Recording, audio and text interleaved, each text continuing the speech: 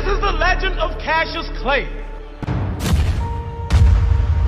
the most beautiful fighter in the world today.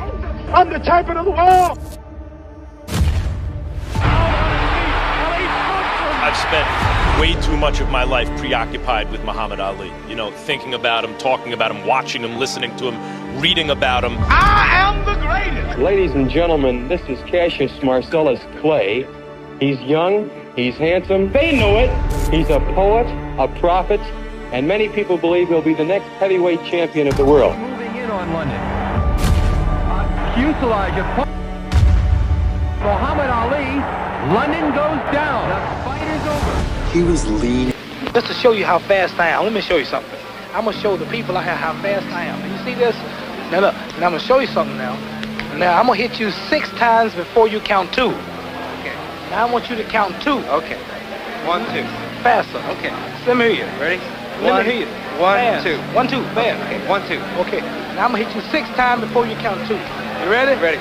When I say go, you count. Okay. Go. 1, 2. That's too slow. You count too slow. Now, come on, seriously. Okay. I didn't throw no punch that All time. right. Now, count 1, 2, fast. Okay. When I say go, count. Go. 1, 2. You want to see it again? Well, he was my hero, which makes me one of hundreds of millions on the planet. The greatest man I ever met. To say he was the greatest boxer is a put down. He was bigger than boxing. He was bigger than anything. Ali is getting a standing ovation from some 70,000 we estimate in attendance here. Now, I just turned 22 years old. I must be the greatest. I told the world, I am the king of the world. Hold it. I'm pretty. Hold it, you're not that pretty. I'm a bad man. I shook up the world. His greatest power was his presence. Yeah. And I wish everyone would have gotten a chance to meet him. As an 18-year-old, Cassius Clay won a gold medal at the 1960 Olympics in Rome. After the Games, he and his swaggering mouth turned pro. I'm only bold and cocky before and after fight. Let me see you close your mouth. Just keep it closed. Well, you know that's impossible. No, keep it closed. You know that's impossible. I'm the greatest. In the following 4 years, the now 22-year-old Cassius Clay had amassed a 19-0 record, knocking people out left and right. Ripping punches by round 5. And I think this is at the court. The crowd is coming.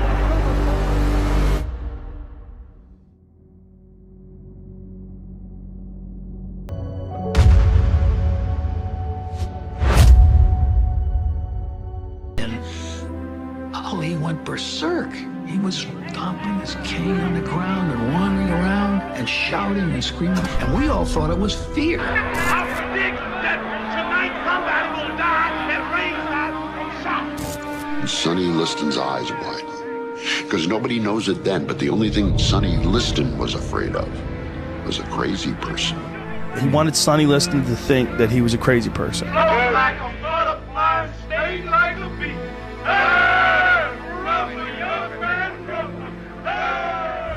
That night of February 25th, 1964, Clay's moment of truth. When he stepped into the ring, and he was so much bigger than Liston. We hadn't figured it out. Liston wanted to give the image of being invincible. My guy was bigger. Stop punching and step back. Good luck. Shake hands. The heavyweight championship of the world from the right-hand corner. From the opening bell, Clay's strategy was evident. He's chasing, and Ali is moving backwards. And when it first happens, we think he's afraid.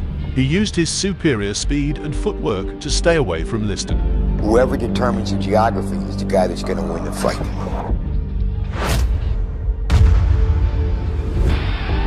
Liston had the mentality of a bully, and when someone stood up to him, he just completely fell apart. Cassius Clay was relentlessly punishing Liston with his rapid defenses and a barrage of powerful punches.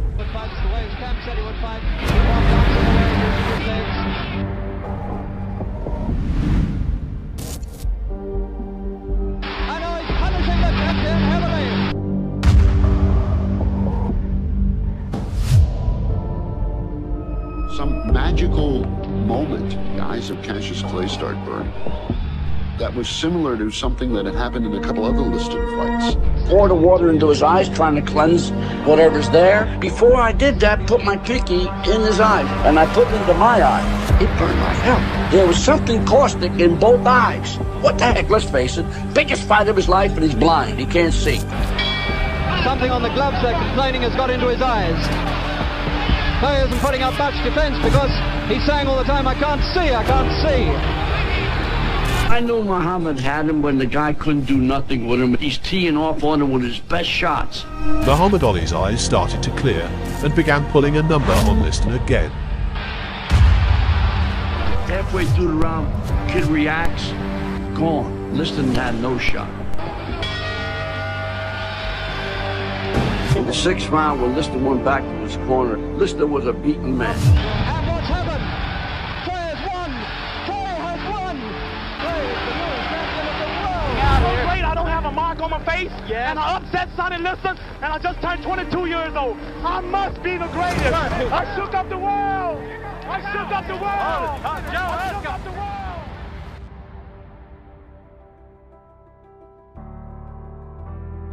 Cassius Clay became very close friends with Malcolm X, who was an African-American revolutionary, Muslim minister, and human rights activist. Is your friendship with Malcolm X? He's a friend of yours now. Yeah, he was his brother. He's my brother. Cassius Clay publicly aligned with the Nation of Islam, changing his name from Cassius Clay, which he called his slave name, to Muhammad Ali. Cassius is not my name no more. It's basically Muhammad Ali now. Muhammad Ali. Muhammad means worthy of all praises, and Ali means most high. Which are names to fit us black people, and Clay was a white man's name. It was a slave name. And I'm no longer Clay, I'm no longer a slave, so now I'm Muhammad Ali. Muhammad Ali and Sonny Liston met for a rematch. Up the ring stairs, and he's being booed.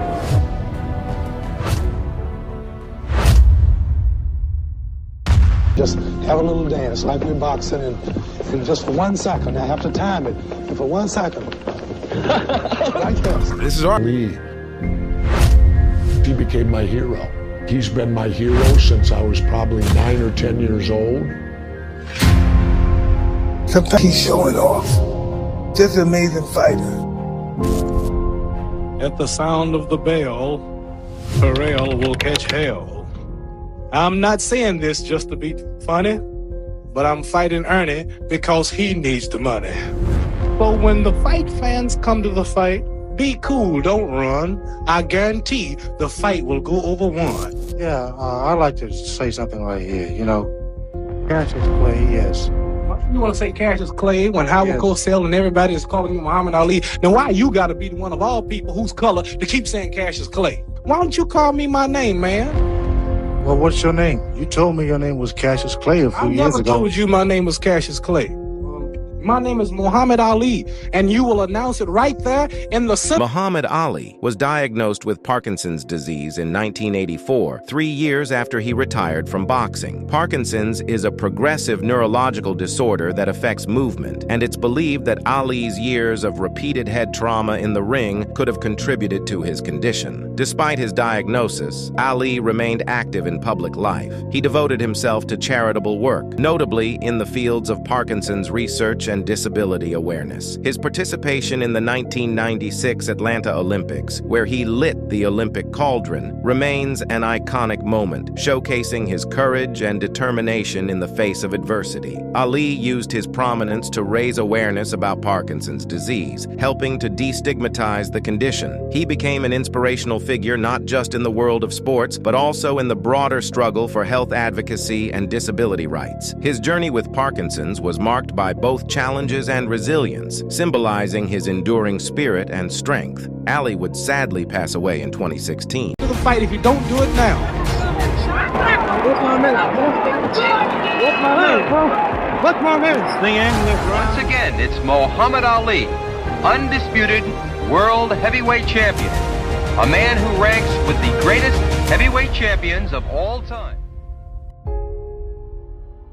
In 1965, tens of thousands of U.S. troops are heading for war in Vietnam. Backed up by B-52 bombers, helicopters, and napalm, many expect the Viet Cong guerrillas to crumble in the face of unstoppable U.S. firepower. In 1967, the Vietnam War was raging. And with the assassinations of Malcolm X in 1965 and Martin Luther King in 1968, it left a deep void in leadership during the civil rights movement. The people was in need of a new role model to look to for guidance. Muhammad Ali emerged as that figure. Already being a global boxing champion, he wasn't afraid to challenge the system. Ali became a voice for empowerment, and his actions inspired people to find strength and courage during one of the most difficult eras in history. What about your unpatriotic remarks that you made? You said you were the people's champion? Yes, sir. Do you think that you're acting like a people's champion? Yes, sir. Former world heavyweight champion Cassius Clay refused to take the oath of induction into the Army. The black Muslim fighter, who's also known as Muhammad Ali, was immediately stripped of his title by the World Boxing Association. He refused induction on the grounds of his religious convictions on war. My conscience won't let me go shoot my brother or some poor hungry people in the mud for big powerful America and shoot them for what? They never called me nigger. It took an all-white jury less than a half hour to find Muhammad Ali guilty of all charges and specifications. He was sentenced to the maximum, 5 years in prison, and was fined $10,000. He's a disgrace to his country, his race, and what he laughingly describes as his profession.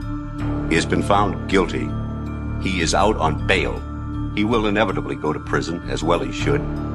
He's a simplistic fool and a pawn. You my enemy. My enemies are white people, not Viet Congs or Chinese or Japanese. You my opposer when I want freedom. You my opposer when I want justice. You my opposer when I want equality. You won't even stand up for me in America for my religious beliefs, and you want me to go somewhere and fight, but you won't even stand up for me here at home.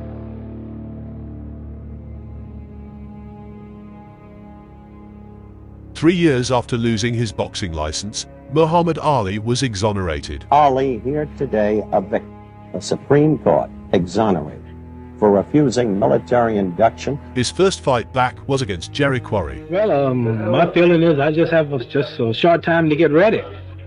And I have been a little over 3 years, and 6 weeks notice is almost impossible time to get in shape. Well, I don't think it'd be part because I don't think anybody took the title away from him in the ring, so I think we're fighting for the title. 3.5 years ago, Muhammad Ali coming up with his handlers here.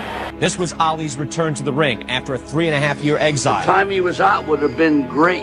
It would have been watching a master at work because he had reaches, full proportions, full maturity. The world never got to see the best of Ali. What you got was plenty, but you didn't see the best of it.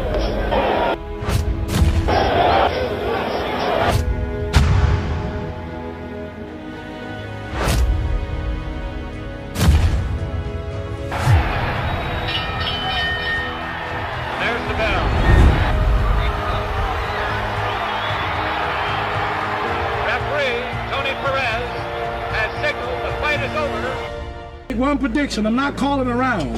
I predict that when I meet Joe Frazier, this will be like a good amateur fighting a real professional.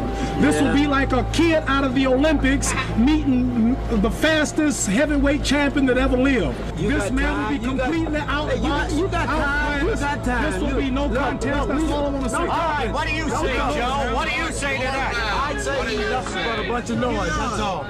You're not fighting Quarry, you're not fighting Oscar Bonavena, you're not fighting Sonny Liston, you fighting Joe Frazier. Everybody knows that's not the point. Anyway, don't let him obligate 1 to 10, you be out there. I wouldn't bet you be out there. Bundini Brown. After he had taken all that time off, and his body just looked different. The thing about Ali was that if he wasn't training for a fight, he wasn't working out. So he didn't spend those 3 years lifting weights and running hills and fucking hitting the heavy bag. He wasn't doing anything. Undefeated in 31 bouts, scoring 25 knockouts, here is Muhammad Ali. Undefeated in 26 bouts, scoring 23 knockouts, the heavyweight champion of the world, Joe Frazier. I mean, he doesn't look anything like he used to look. He still had some pretty big fights at the end. Yeah, he did, but he was never the same guy. Two undefeated fighters in a battle of the century. You cannot say Muhammad Ali without saying Joe Frazier. The fight lasted all 15 rounds, with both fighters trading devastating punches. That fight felt like a movie. jets, two unstoppable forces collided.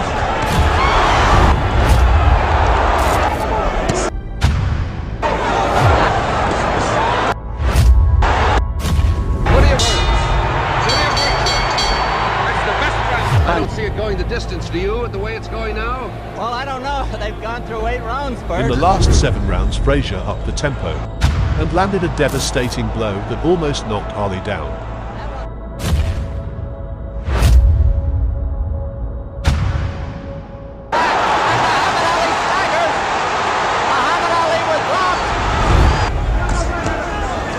In the 15th round, the unthinkable happened.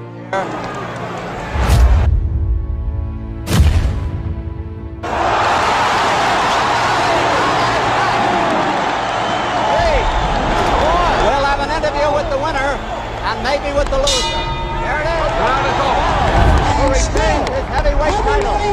Champion of the world, Joe Frazier. Joe Frazier. The question on everyone's mind was whether Ali could ever be the fighter he once was. And when I do come back, if I ever do, I'll have more of a hunger, determination, which is something you lose in the intoxication of so-called greatness. Muhammad Ali, I am told, suffered a broken jaw in the first round.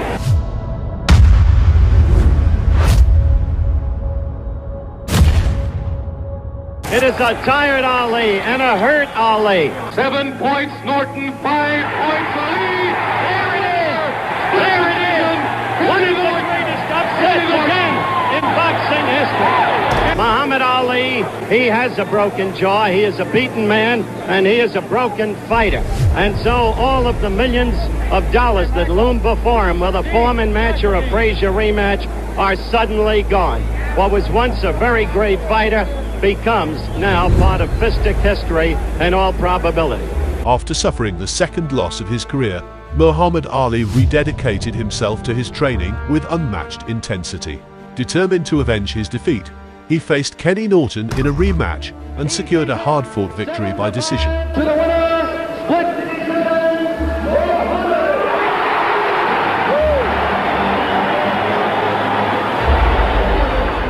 With Norton behind him, Ali turned his focus to an even bigger challenge, the long-awaited rematch with Joe Frazier. Heavyweight champion, Smoking Joe Frazier.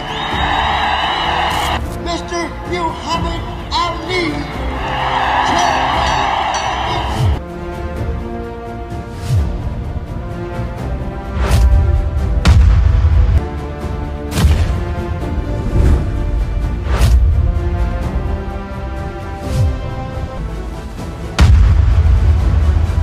The winner by unanimous decision is Muhammad Ali. There it is, the winner by unanimous decision, Muhammad Ali.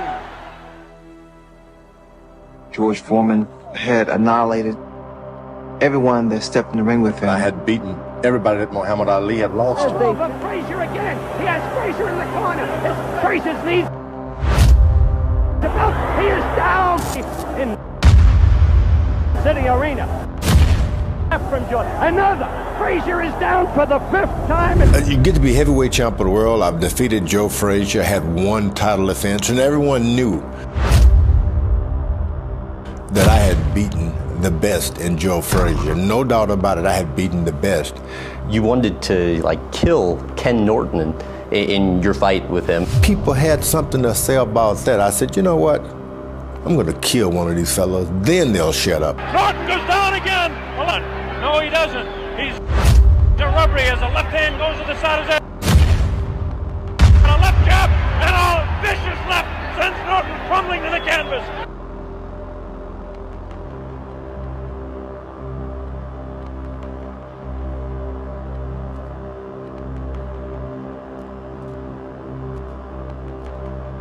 I think that Muhammad, like Joe Frazier and all these guys at this stage, can only do what I let them do. And I'm not intending to let them do much. Foreman had an aura of invincibility that overshadowed all of his peers, with one exception. Ali was the only one not afraid of George Foreman. The whole world will have to bear witness that Muhammad Ali is the greatest of all time. If Muhammad Ali want to fight me and the promoters are willing to put up $5 million, to be honest with you, I'll fight 20 Muhammad Alis at any given date for $5 million. But he says now he can stick and run and beat you. Well, he'll definitely have to do it to beat me. Stick and run. I'm going to be running him through the jungle. Easy one on points. Round two, back out with the stick. Dancing, faking, using that reach, getting in there quick. Pops, I can do that quicker than him. He's more. 7, 8 rounds to be puffing. He'll be breathing. I'm a 7, 8 round man. I'm used to going 12 rounds. I think it'd be fitting that I go out of boxing just like I came in, shocking the world by beating a big, bad, ugly monster that nobody could beat. I done something new for this fight.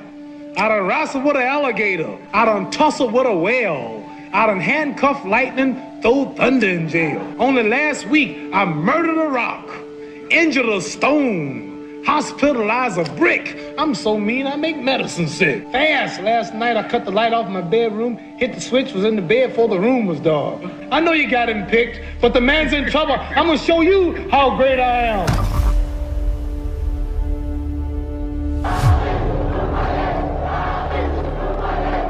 Why are you all looking so scared? What like you're going to the funeral? I'm the one fighting. George Foreman. You've been bleeding all the stuff you've been reading about how hard he hits. When you get out here, if you're afraid, just smile. I'm not going to win the fight if I went out thinking like you. Damn George Foreman. And here comes the Ali people out of the dressing room, and all of the questions will be answered. This is an awesome power of George Foreman against the violent boxing skills of Muhammad Ali. And there you hear the sound of Ali Boumaier. He's getting a standing ovation from some 70,000, we estimate, in attendance here.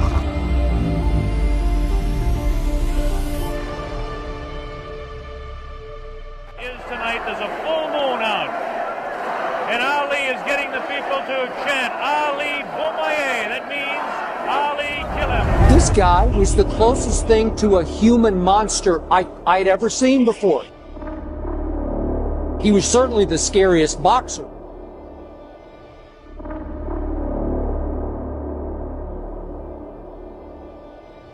Thank you, Joe. Look at this now as they stare. Muhammad Ali beginning to talk to George Foreman. Just before the fight, I'm looking at it. I said, sucker, you are in trouble tonight. You are fighting the greatest fight of all times. You heard I was the greatest, like you just said you heard this, now you see it. I said, you said I was the greatest, but you're gonna see. I'm fast, sucker. I'm gonna burn you up. You're fighting your idol. So the stage is set. We're just about ready to begin. Round one, the heavyweight championship of the world at stake. That is so devastating. The tremendous left hook going to stop Ali. Here we go. Ali quickly across the round. Lashes out with a straight right hand coming on the left. Left hand thrown by. He knew that the one weakness in this monster was thought of as unbeatable was his stamina. But a straight left jab. The first round, all of us yelled out, "Get off the rope." Ali stands back, ties his man up. And he would just say, "Shut up, I know how to do it." You wouldn't call that round for Ali? Foreman tries to work the body. None of those punches are doing any damage at all. Starting the second or third round, when he went to the ropes, he was calling Foreman all kinds of names. Any name of ugliness you can think of. I talked through the whole fight. I said, come on, sucker. I said, show me something. They told me you could hit hard. You're just a sissy. Look at him whispering in the ear of Foreman by that blow. Continues to talk, continues to taunt. The rope-a-dope was something that was invented by Muhammad Ali that night.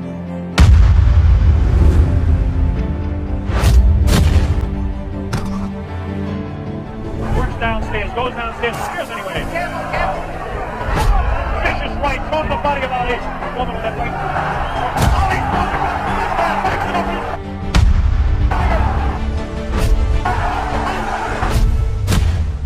It got to be up maybe the 6th round, and I could say, man, where's the air conditioner? I could hardly breathe in Africa that night. Well, I'm a tough guy. He took those shots and spoke more.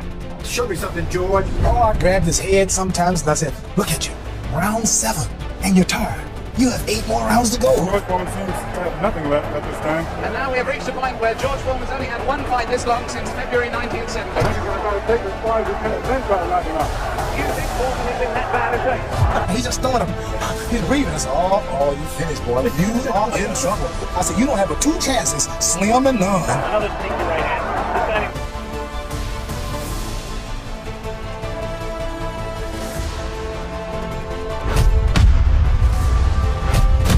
The most fast right hand I've ever not seen.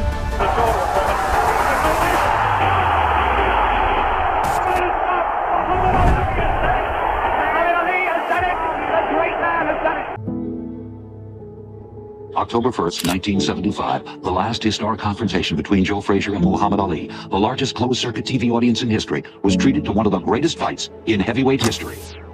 They still think Joe Frazier can beat me. The fools still think that chump Joe Frazier can beat me because he went to distance fight and he ended up on a close decision. I'm going to give him a real whooping. We're going to sharp point. It says it'll be a killer and a thriller and a chiller when I get the gorilla in Manila. That's right. Come on, gorilla. We in Manila.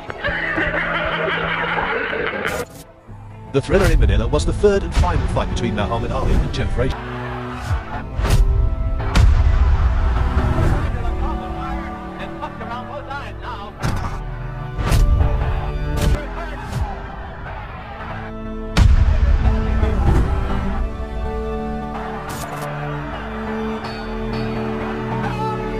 After 14 rounds of relentless action, Frazier's corner stopped the fight, giving Ali the victory.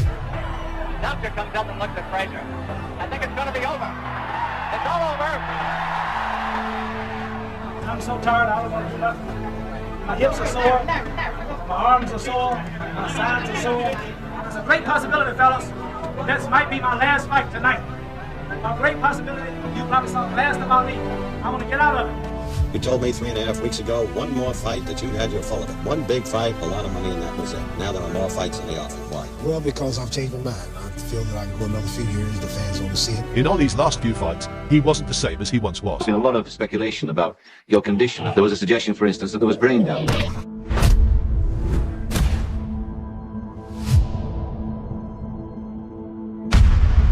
He never should have fought after his... No. He should have retired after Foreman. Yeah. Because the beatings he took thereafter, and in fact, Freddie Pacheco was no longer his doctor. Oh, really? No, he was like, this is so unethical, I cannot be involved. Well, you watch his fight with Larry Holmes. Tell me you don't think that he endured brain damage in that fight.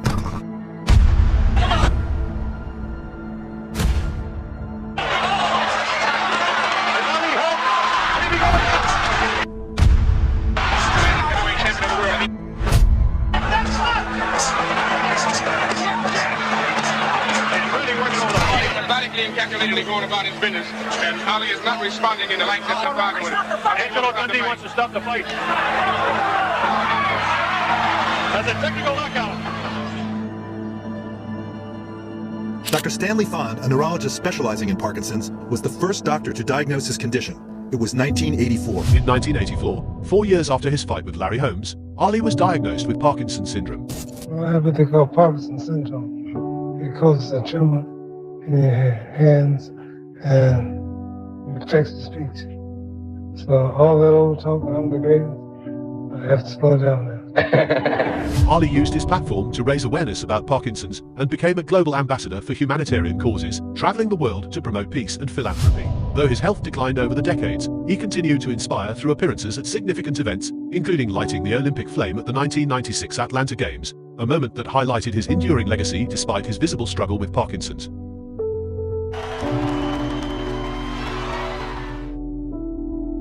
Ali passed away on June 3, 2016, at the age of 74, leaving behind a legacy of resilience, activism, and unyielding spirit. The world will remember him as the greatest there ever was, in and outside of the ring. At the end of your life, what would you like people to think about you when you've gone? I'd like for them to say he took a few cups of love. He took 1 tablespoon of patience, 1 teaspoon of generosity, 1 pint of kindness. He took 1 quart of laughter, 1 pinch of concern, and then he mixed willingness with happiness. He added lots of faith, and he stirred it up well. Then he spread it over a span of a lifetime, and he served it to each and every deserving person he met.